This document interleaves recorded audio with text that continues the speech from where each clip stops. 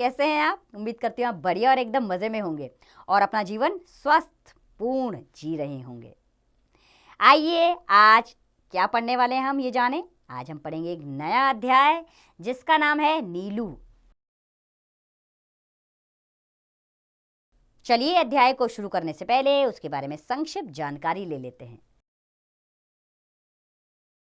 बच्चों, इस रेखा चित्र में लेखिका ने इस तरह के रंग भरे हैं कि लूसी और नीलू के शब्द चित्र सहृदयता, समझदारी तथा विवेकशीलता के कारण पाठक के हृदय को छू जाते हैं। पशुओं से जुड़े ये अनुभव बड़े सरल, सरस और सजीव रूप में प्रस्तुत किए गए हैं। तो आइए जानें इस पाठ को, समझें। चलते हैं पाठ की ओर। नीलू की कथा उसकी माँ की कथा से इस प्रकार जुड़ी है कि एक के बिना दूसरी अधूरी रह जाती है। उसकी अल्सेशियन माँ लूसी के नाम से पुकारी जाती है। अल्सेशियन एक कुत्तों की जाति होती है। हिरनी के समान फुर्तीली और देह पर व्यर्थ कहने के लिए एक तोला मांस भी नहीं था। ऊपर काले लगने वाले भूरे पीले रोम, काली छोटी आंखें, खड़े कान और पिछले पैरों के टखनों को छूने वाली लंबी पूंछ, सब कुछ उसे राष्ट्रीय विशेषता देता था, अर्थात जैसे राजाओं के होते हैं। वह सामान्य कुत्तों से बहुत भिन्न थी। सामान्य यानी कि नॉर्मल।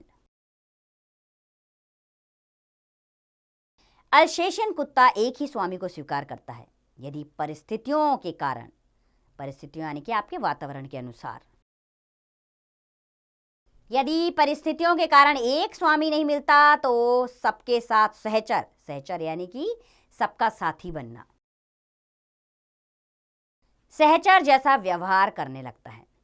लूसी की स्थिति भी स्वच्छंद, स्वच्छंद यानी कि आजादी वाली,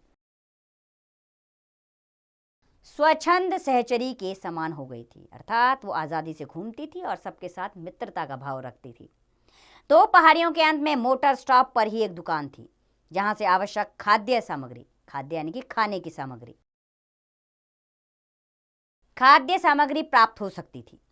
शीतकाल में रास्ता बर्फ से ढक जाता था। आसपास के निवासी लूसी के गले में रुपए और सामग्री की सूची के साथ थैला या चादर बांधकर उसे सामान लाने भेज देते। वह सारी रुकावटों को पार कर दुकान तक पहुंच जाती। दुकानदार उसके गले से कपड़ा खोलकर रुपया, सूची आदि लेने के बाद सामान की गठरी उसके गले या पीठ से बांध देता और लूसी सारे बोझ के साथ बर्फीला मार्ग पार करती हुई सकुशल लौट आती। किसी किसी दिन तो उसे कई बार आना जाना पड़ता था। कभी चीनी मंगवाई और चाय रह गई, कभी आटा याद रहा और आलू भूल गए। परंतु लूसी को मंगवाने वालों ने भुलक्कड़पन से कोई शिकायत नहीं थी। भुलक्कड़पन यानी कि भूलने की आदत। गले में कपड़ा बांधते ही वह तीर की तरह दुकान की ओर चल देती। उसकी फुर्ती के कारण मंगाने वालों में भूलने की आदत बढ़ती गई, अर्थात सब निश्चिंत हो गए और अपने को भूलते चले गए और उसके गले में वो सामान बांधते रह गए। एक दिन किसी अधिक ऊंचाई पर बने पर्वतीय यानी कि पर्वतीय स्थान, पहाड़ों वाली जगह, पर्वतीय ग्राम से बर्फ में भटकता हुआ एक भूटिया कुत्ता दुकान पर आ गया और लूसी से उसकी मैत्री हो गई। मैत्री यानी कि मित्रता हो गई। उन्हीं सर्दियों में लूसी ने 2 बच्चों को जन्म दिया। उसमें से एक तो शीत के कारण, शीत यानी कि ठंड के कारण, शीत के कारण मर गया और दूसरा उस ठिठुराने वाले वातावरण से जूझने लगा। लूसी 4-5 दिन के बच्चे को छोड़कर फिर दुकान तक आने जाने लगी थी। शीत ऋतु में प्राय लक्कड़बग्गे ऊंचे पर्वतीय इलाकों से नीचे उतर आते हैं और बर्फ में भटकते हुए मिल जाते हैं। कुत्ता इनका प्रिय भोजन होता है। एक संध्या के छुटपुटे में लूसी ऐसी गई कि फिर लौट ही न सके। सवेरे बर्फ पर कई छोटे बड़े पंजों के तथा आगे पीछे घसीटने के चिन्ह, चिन्ह यानी कि निशान, चिन्ह देखकर निश्चय हो गया कि लूसी ने बहुत संघर्ष के उपरांत, उपरांत यानी उसके बाद, उपरांत ही प्राण दिए होंगे। लूसी के लिए सभी रोए, परंतु जिसे सबसे अधिक रोना चाहिए था वह बच्चा तो कुछ जानता ही ना था। एक दिन पहले ही उसकी आंखें खुली थी। वह दूध के लिए शोर मचाने लगा। उसे दूध पिलाया, पर रजाई में वह माँ के पेट की गर्मी खोजता रहा और ना पाने पर रोता चिल्लाता रहा। अंत में हमने उसे कोमल ऊन और अधबुने स्वेटर की डलिया में रख दिया, जहां वह आराम से सो गया। डलिया में वह ऊन की गेंद जैसा ही लगता था। आने के समय उसे अपने साथ प्रयाग लाना पड़ा। बड़े होने पर देखा कि वह अपनी माँ के समान ही विशिष्ट यानी कि बड़ा ही खूबसूरत, अलग तरह का, ना अल्सेशियन ना भूटिया। रोमों के भूरे, पीले और काले रंगों के मेल से जो रंग बना था, वह एक विशेष प्रकार का धूप छाई हो गया था। धूप पड़ने पर एक ही झलक मिलती थी और छां में दूसरे की और दिए के उजाले में तीसरे की। कानों की चौड़ाई में, नुकेलेपन में भी कुछ नयापन था, अर्थात वो कुछ अलग ही दिखता था। सिर चौड़ा था, पूंछ अल्सेशियन कुत्तों की पूंछ के समान ऊपर की ओर मुड़ी थी।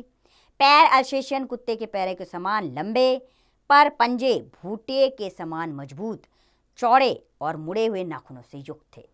आंखें शहद के रंग वाली गोल गोल थी। उसके बल और स्वभाव में भी विशेषता थी। ऊंची दीवार को भी वह एक ही छलांग में पार कर लेता था। गले का स्वर इतना भारी, मंद और गूंजने वाला था कि रात्रि में उसका एक बार भौंकना भी वातावरण को कंपित कर देता था। उसकी सभी आदतें सामान्य कुत्तों से अलग थी। मैंने अपने कुत्ते देखे और पाले हैं, अनेक कुत्ते देखे और पाले हैं। नीलू के स्वभाव में अनोखा गर्व था। उसके प्रिय से प्रिय खाने को भी यदि अनादर के साथ फेंक कर दिया जाता तो वह उसकी ओर देखता भी नहीं था। खाना तो दूर की बात है, यदि उसे किसी बात पर झिड़क दिया जाए तो बिना बहुत मनाए वह मेरे सामने ही ना आता था। 12 वर्षों से उसका बैठने का स्थान मेरे घर का बाहरी बरामदा ही था, जिसकी ऊपरी सीढ़ी पर बैठकर वह प्रत्येक आने जाने वालों का निरीक्षण करता था। निरीक्षण यानी कि जांच परख, अर्थात वो देखता रहता था यहाँ कौन आ रहा है, कौन नहीं आ रहा।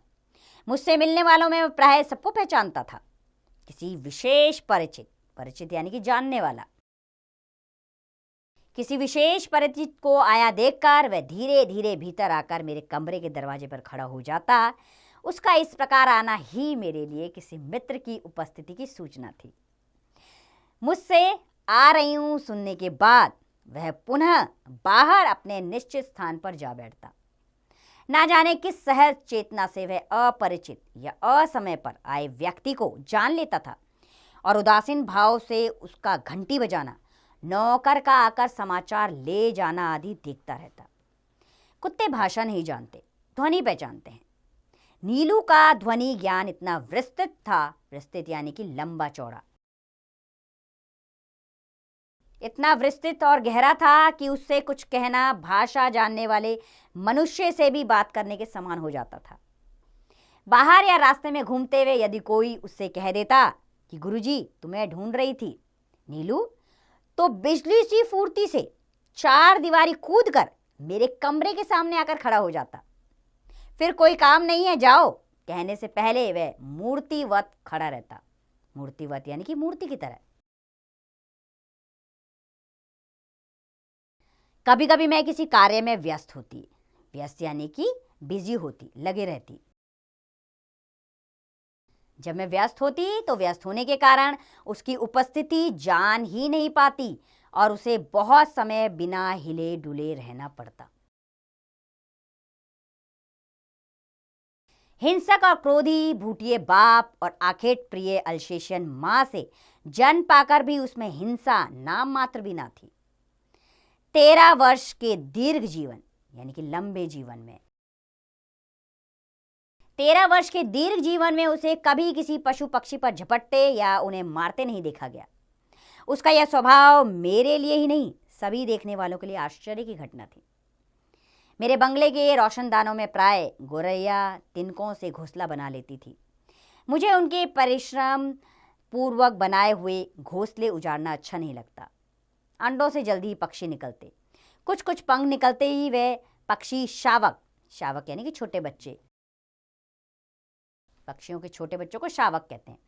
शावक उड़ने के असफल प्रयास में रोशनदानों से नीचे गिरने लगते हैं। इन दिनों नीलू उनके सतर्क पहरेदार का कर्तव्य संभाल लेता था। कर्तव्य यानी कि वो उसको ड्यूटी मानता था अपनी, उन शावकों की देखभाल करना। उसके भय से कोई भी अन्य कुत्ता बिल्ली उन नादान उड़ने वालों को हानि पहुंचाने का साहस नहीं कर पाता था। कभी कभी वह छोटे पक्षी शावकों को पुनः घोंसले में रखवाने के लिए वह उन्हें हौले से मुंह में दबाकर मेरे पास ले आता था, जब तक रोशनदान में सीढ़ी लगवाकर मैं उस बच्चे को घोंसले में पहुंचाने की व्यवस्था ना कर लेती। व्यवस्था यानी कि इंतजाम। व्यवस्था ना कर लेती तब तक वह या तो बड़ी कोमलता से उन्हें मुंह में दबाए खड़ा रहता या मेरे हाथ में देकर प्रतीक्षा करता रहता। सवेरे नियमानुसार जब मैं मोर, खरगोश आदि को दाना देने के लिए निकलती, तब वह चाहे जाड़ा हो चाहे बरसात मुझे दरवाजे पर ही मिलता और मेरे साथ साथ घूमता। पक्षियों के कक्ष में 2 फुट ऊंची दीवार पर जाली लगी हुई थी।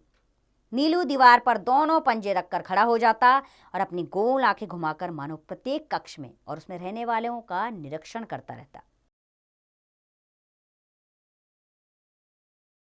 सबके सो जाने पर वह गर्मियों में बाहर लॉन में और सर्दियों में बरामदे में तख्त पर बैठकर पहरेदारी का कार्य करता।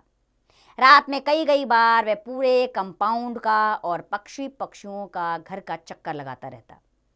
खरगोश धरती के भीतर लंबी सुरंग और दोनों ओर द्वार वाले बिल खोद लेते हैं। रात ही रात में हमारे खरगोश बिल खोदते खोदते पड़ोस के दूसरे कंपाउंड में जा निकले। उनमें से कई जंगली बिलाव द्वारा मार दिए गए, किंतु सौभाग्य से नीलू ने पत्तियों की सरसराहट सुनकर 4 दीवारी के पार देखा होगा और खरगोशों के संकट को पहचान लिया होगा। उसके कूदकर दूसरी ओर पहुंचते ही बिलाव तो भाग गया, परंतु खरगोशों को बाहर निकलने से रोकने के लिए वह रात भर ओस से भीगता हुआ सुरंग के द्वार पर खड़ा रहा। यह परोपकार नीलू के लिए बहुत महंगा पड़ा, क्योंकि उसे सर्दी लगने से न्यूमोनिया हो गया और कई दिनों तक इंजेक्शन, दवा आदि का कष्ट झेलना पड़ा। वैसे वह शांत भाव से कड़वी दवा भी पी लेता था और सुई भी लगवा लेता था। एक बार जब मैं मोटर दुर्घटना में घायल हो गई और मुझे मार्ग से ही अस्पताल जाना पड़ा, तब संध्या तक मेरी प्रतीक्षा करके और कपड़े, चादर, कंबल आदि सामान अस्पताल ले जाने वालों की हड़बड़ी देखकर उसे ना जाने कैसे पता चल गया। सब उसकी उदासी देखकर हैरान थे। जब 3 दिन तक उसने कुछ न खाया न पिया, तब डॉक्टर से अनुमति यानी कि अनुमति लेकर उसे अस्पताल लाया गया। मुझे अच्छी तरह देखने के लिए वह पलंग के चारों ओर घूमने लगा और फिर मेरे पलंग के नीचे बैठ गया। 2 घंटे बाद बहुत समझाने पुचकारने के उपरांत ही उसे घर पहुंचाया जा सका। तब से हर दूसरे दिन अस्पताल ना ले जाने पर वह अनशन आरंभ कर देता। अनशन यानी कि बिना कुछ खाया पिए रहना। इस प्रकार अस्पताल भी वह नियमित रूप से मिलने वालों में गिना जाने लगा। नियमित यानी कि बराबर, ठीक समय पर। और डॉक्टर, नर्सें उससे परिचित हो गए। नीलू को 14 वर्ष जीवन मिला और जन्म से मृत्यु के क्षण तक वह मेरे पास ही रहा। मेरे पास अनेक जीव जंतु हैं, परंतु जिसके बुरा मान जाने की मुझे चिंता हो, ऐसा अब कोई नहीं है। तो बच्चों, ये लेख महादेवी वर्मा द्वारा लिखा गया है। महादेवी वर्मा को पशु पक्षी प्रेमी माना जाता है। उनके लेख इसी तरह होते हैं, पशुओं पर आधारित, पक्षियों पर आधारित, क्योंकि उनमें मानवता है जीव जंतुओं के प्रति। तो उनके द्वारा अनेकों लेख हैं, जिनमें से एक लेख आज हमने पढ़ा है, आपके सामने रहा, जिनमें एक कुत्ते का जिक्र किया गया। उसमें भी मानवीय भाव के प्रभाव को देखा गया कि कैसे वो सबके बारे में सोचा करता था। हमारी भाषा ना जानते हुए भी उसके अंदर सारे भाव थे। भाषा ना बोलते हुए भी वह सब कुछ समझता था और अपनी बात समझा दिया करता था, जिसका नाम नीलू था।